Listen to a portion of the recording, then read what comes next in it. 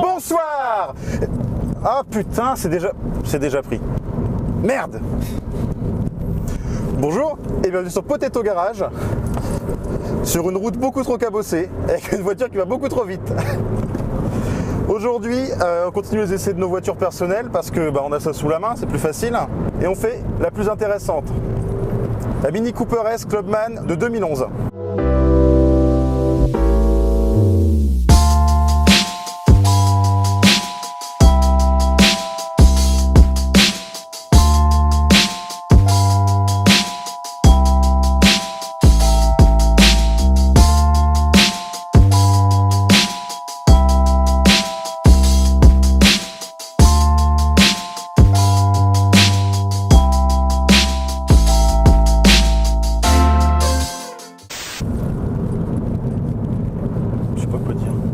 Donc les specs de la voiture, donc c'est une voiture de 2011, février 2011 si je dis pas de conneries.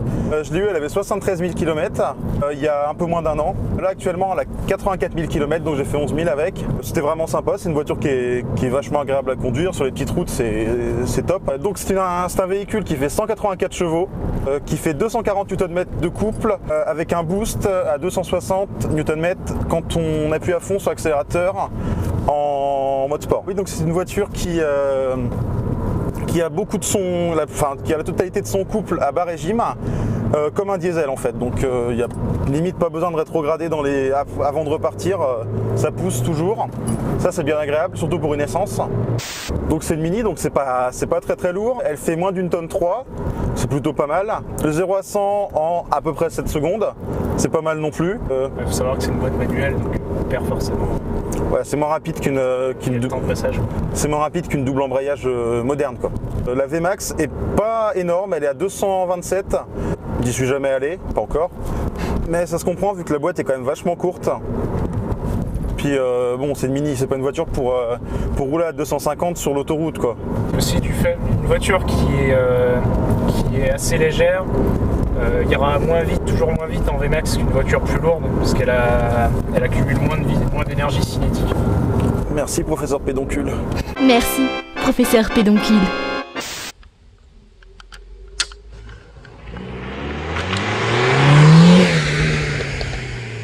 Donc pour ce qui est de la conduite, elle est super sympa à conduire quoi.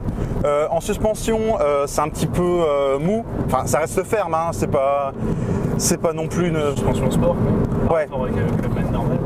C'est ça, ouais. La suspension sera fermée par rapport à une Cooper normale, mais ça reste quand même assez souple. C'est pas non plus un gros tape-cul comme mon autre Mini. Même si elle a des grosses roues, ça va encore. Surtout contrairement à l'autre Mini, là les sièges ils amortissent pas vraiment. Ouais, les sièges sont assez durs, mais les suspensions ça va. Les sièges sont bien d'ailleurs, en parlant des sièges, ils maintiennent super bien dans les courbes. Les épaules c'est un petit peu léger quand on fait plus d'1m80 je pense.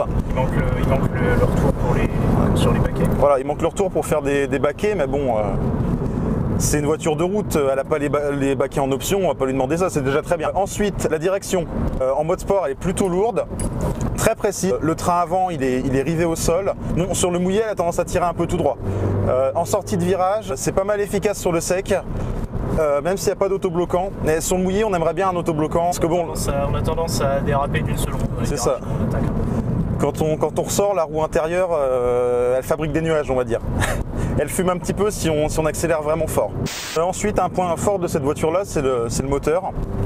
Donc c'est un 1600 cm3 d'origine PSA. Sur cette voiture-là, c'est la phase 2. Donc c'est un moteur qui a été retravaillé par Mini pour le fiabiliser. Parce qu'en phase 1, c'était une vraie merde quoi. Le 175. Le 175, puis sur Peugeot, le 150 et 200 avaient plein de problèmes. Le moteur reprend très bas et il pousse jusqu'au rupteur, jusqu'à 6005. Donc c'est vraiment agréable. Après, c'est pas un moteur qui a beaucoup de caractère, quoi. Ça reste un petit 1,6 litre turbo, mais ça va. Je veux dire, il fait le job. Au niveau du son... Belle sonorité aussi. C'est la sonorité Mini en fait, qui est assez particulière pour sur les sportives aujourd'hui. Il va y avoir ça va être quasiment que des 4 cylindres en ligne ou alors des flat 4. Mais Mini a vraiment une sonorité propre, je trouve, qu'on retrouve pas par exemple sur une Mégane ou chez Audi, leur 4 cylindres pour les versions sport.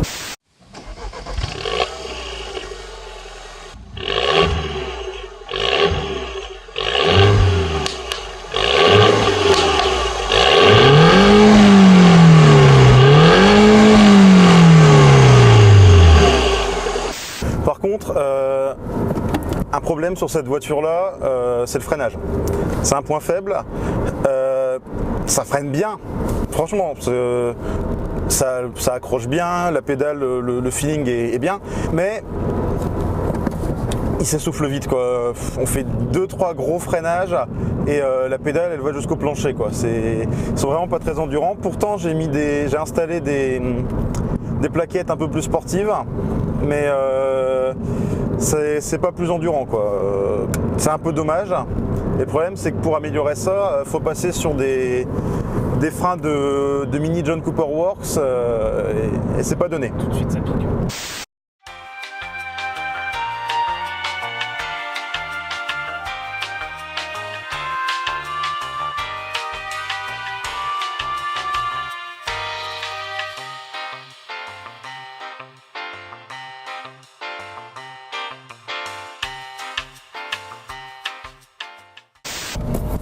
T'as conduit un peu la voiture, dis-nous ce que t'en penses.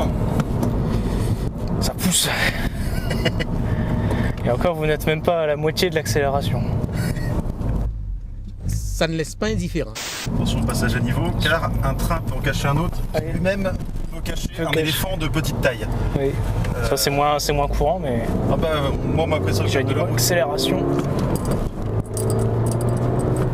C'est extrêmement satisfaisant. Attention, vendange. Le design, qu'est-ce que t'en penses du design? Intérieur, extérieur? Alors le design déjà extérieur, bon évidemment ça reste mini, donc c'est des formes assez rondes. Mais j'ai toujours préféré Clubman parce que je trouve que du fait qu'il y ait que ça soit en break comme ça, ça ajoute un petit côté sport qu'une Cooper normale n'a pas, je trouve. Et bon, niveau intérieur, pareil, c'est tout rond. Bah là, c'est l'intérieur, il y a quasi rien, je crois, qui change de toute façon d'une Cooper, d'une Clubman normale.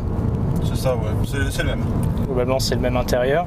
Bon, évidemment, il n'y a pas. Nous, ce qu'on a, c'est du coup les petits boutons mode sport et les trucs pour désactiver l'ESP et tout. Mais à part ça, c'est la même chose. Oui. C'est le même. Mode sport d'ailleurs qui change complètement ça on l'a pas dit tout à l'heure, qui change complètement le caractère de la voiture. C'est une autre voiture. Vas-y, dis ce que t'en penses. Bah, c'est plus ça correspond à une voiture normale, j'ai envie de dire. Et quand on le met, la direction devient beaucoup plus ferme. Il y a une réponse de l'accélérateur qui devient quasiment instantanée. Pour un moteur turbo, c'est quand même pas mal. Oui. Les passages en courbe, la direction est hyper précise. Les passages en courbe se font hyper facilement. On a presque pas peur en fait. Ça parle pour toi. Oui. Non, il faut savoir qu'il a horreur d'être passager. Hein, donc pour lui, c'est un supplice. Je meurs intérieurement. Donc au niveau des équipements, c'est plutôt bien équipé, franchement c'est pas mal. Contrairement à beaucoup de Mini, j'ai pas le GPS, mais c'est pas plus mal parce que c'est une vraie merde. Et à l'époque l'option coûtait 3000 €. Donc voilà, je suis mieux sans. Donc, ce qui est embêtant aussi avec un GPS intégré, c'est qu'il faut le mettre à jour régulièrement et ça coûte cher. Fortune. Et donc si faut mieux utiliser Waze ou les trucs comme ça ou Google Maps, ça marche très bien. Voilà, et au moins c'est mis à jour en permanence. Ensuite, qu'est-ce qu'il y a d'autre? Cuir intégral noir, c'est plutôt sympa. Très sympa, sachant qu'il y a pas mal de...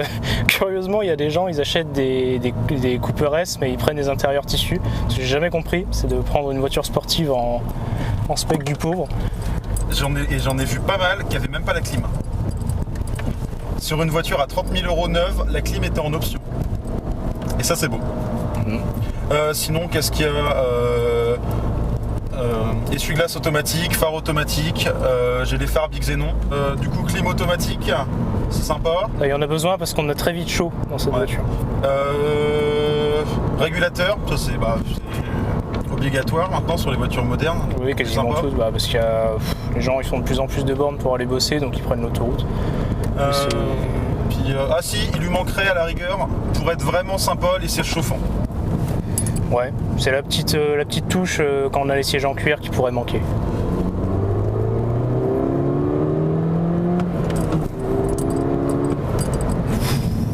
Et on rappelle que la limitation sur les départementales est à 80 km/h.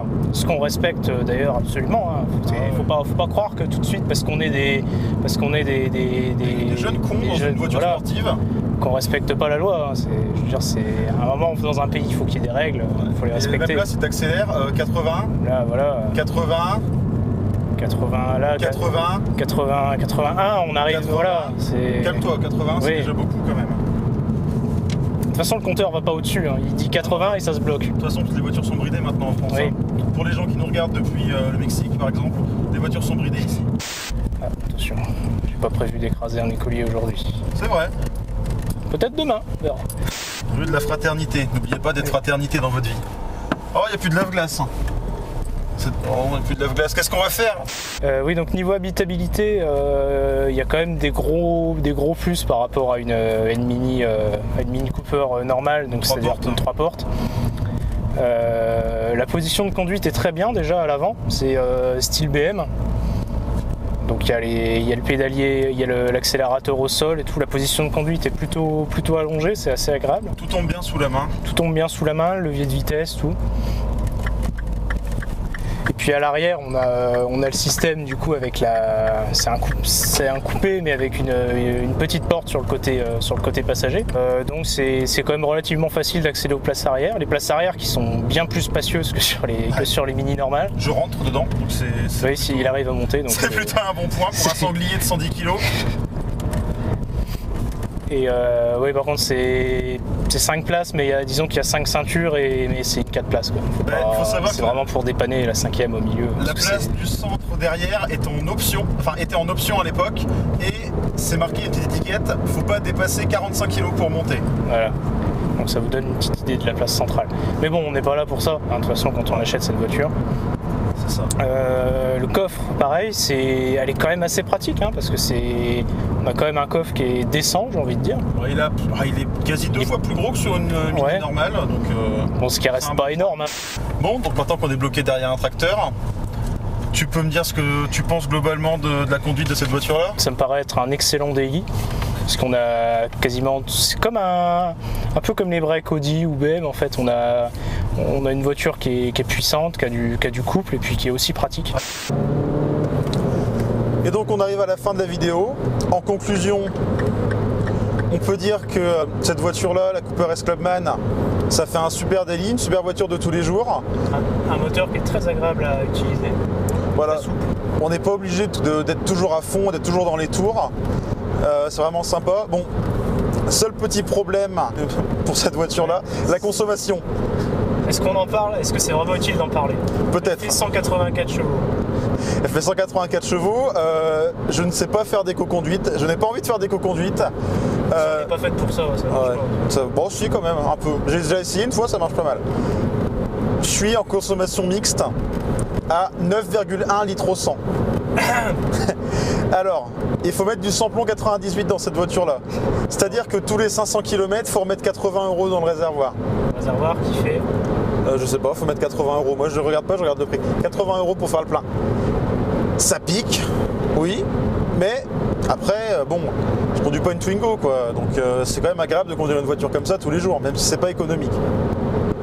C'est ça la passion. Pas très économique. Ouais. Si on roule beaucoup, c'est sûr que ça va pas l'être. Si on fait les petits trajets, ça peut être genre une voiture sympa en DI, mais si on n'a pas trop souvent à remettre de l'essence, ça va. Ça montre que je suis un idiot car je conduis beaucoup, je roule beaucoup, avec une voiture qui consomme beaucoup. Si vous avez aimé cette vidéo, mettez un pouce bleu. Si vous n'avez pas aimé cette vidéo, mettez un pouce bleu quand même. Voilà, ça fait plaisir. Abonnez-vous.